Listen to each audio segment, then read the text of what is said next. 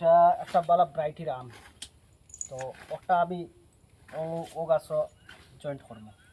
আপনারা হয়তো অনলাইনে দেখেন, আমি কিন্তু প্র্যাকটিক্যালি করিয়া দেখাইয়া একটারে ও কাটি নিলাম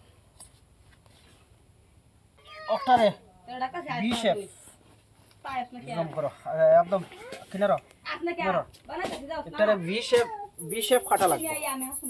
একটারে বি শেপ কাটিমু আমি, দেখবা আপনারা বি শেপ মানে ওগুলা। একটারে আমি মাঝে দিয়ে ফাটাইলিম,